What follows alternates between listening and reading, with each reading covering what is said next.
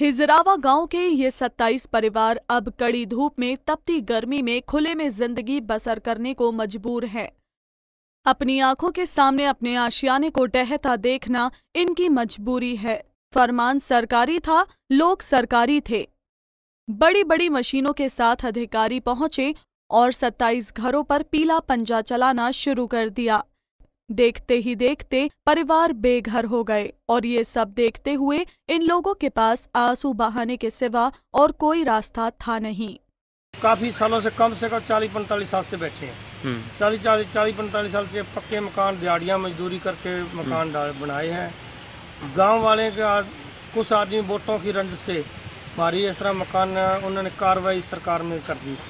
हम सब एमएलओ के पास, बीजेपी के भी, अपने कांग्रेस नेलो के एमएलए के, जो जितने हमारे एरिया के बलवान के पास भी गए, धूड़ाराम के पास भी गए, हमारी कोई मत डीसी के पास भी तो गए। कब्जे की जगह पे बता रहे थे? हाँ जी, कब्जे की। कितने के मकान थे? कम से कम जी इस तरह 16-17 घर से। बताया गया है कि ये मकान पंचायती जमीन पर अवैध रूप से बने थे, लेकिन एक सच ये भी है कि ये लोग यहाँ पिछले 30 साल से रह रहे थे और इनकी माने तो 30 साल पहले उन्होंने पैसे देकर ये जमीन खरीदी थी, लेकिन वक्त बदला, हालात बदले और अब हाल ये है कि सरकारी फरमान दिखाकर इन्हीं के सामने इनके घरों को मिट्टी में मिला दिया गया। क्योंकि अब ये बेघर हो गए हैं तो 1 तारीख से और 15 तारीख तक हमारी ग्राम सभाएं होनी है।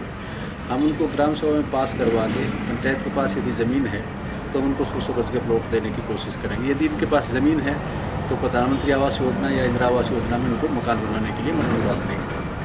अब अधिकारी आश्वासन दे रहे हैं कि अगर पंचायत के पास जमीन होगी तो इन्हें अपने आशियाने के लिए जगह दे दी जाएगी, लेकिन अगर पंचायत के पास जमीन नहीं हुई तो ये लोग कहाँ जाएंगे, इसका जवाब किसी के पास नहीं है। फतेहाबाद से रमेश भट्ट, पंजाब केसरी टीवी।